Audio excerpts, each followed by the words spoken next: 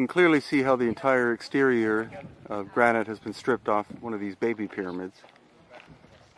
Again, the Khafre one here. Oh, no, I'm not doing And the whole area is strewn with the remains of cannibalization of an ancient structure in ancient areas by later people.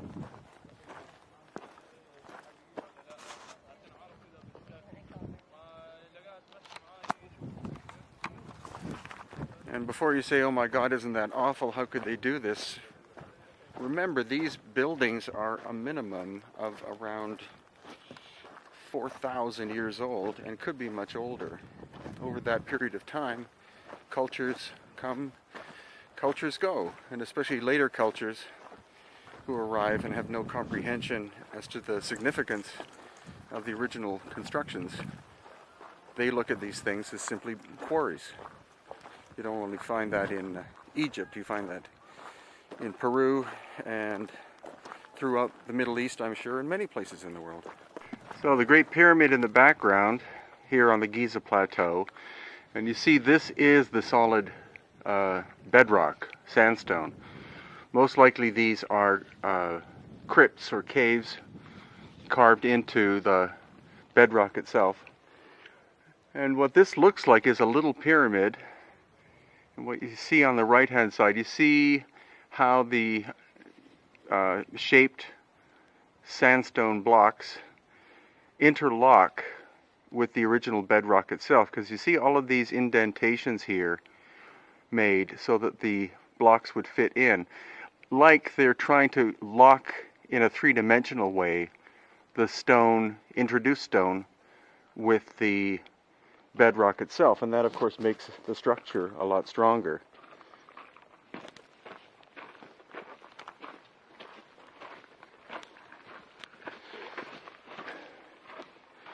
And where we're heading now is towards the Sphinx and Sphinx Temple.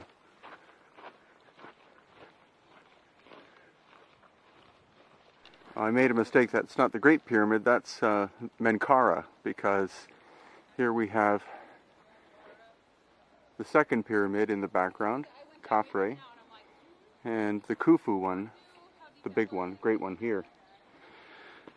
And with the limestone, you can see that there's no real obvious evidence of mortar in between the limestone blocks. Limestone's not that hard a stone, relatively, but it's a lot harder than these piles of adobe. And the bottom line, of course, is the fact that the oldest construction is the finest.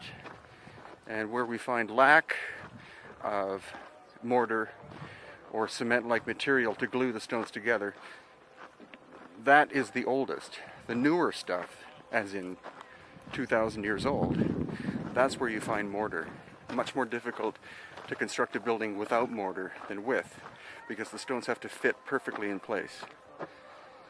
How's that for a view in the background?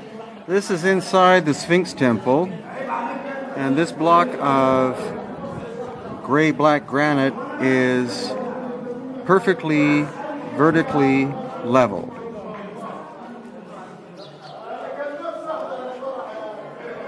And it's similar to some of the stuff we see in Peru, because you see the corners, a lot of the stones are rounded over like that for strength.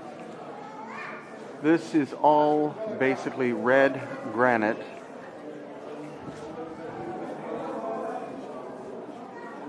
Perfectly level.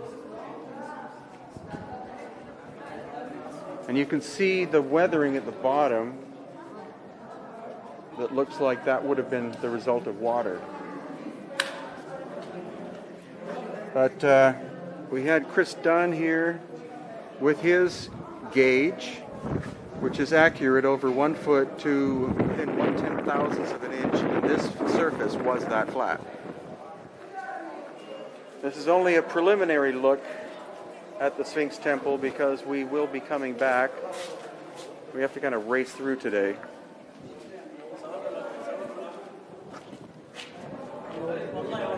But here too, even with the weathered surface, you can see half of a degree off of level. That's because of the it looks like water weathering.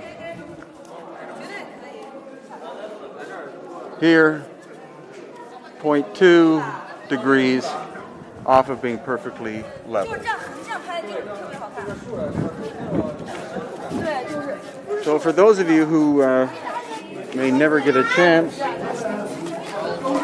to come to Egypt, this gives you a brief look into the Sphinx Temple.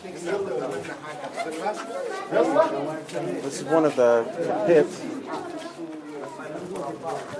Could have actually been one of the water channels, because the thing is that the whole Sphinx, or the whole Giza complex, is filled with tunnels, horizontal and vertical tunnels, and they're probably what were used to conduct water in ancient times, when the pyramids were the energy generating things that they were. So stay tuned for future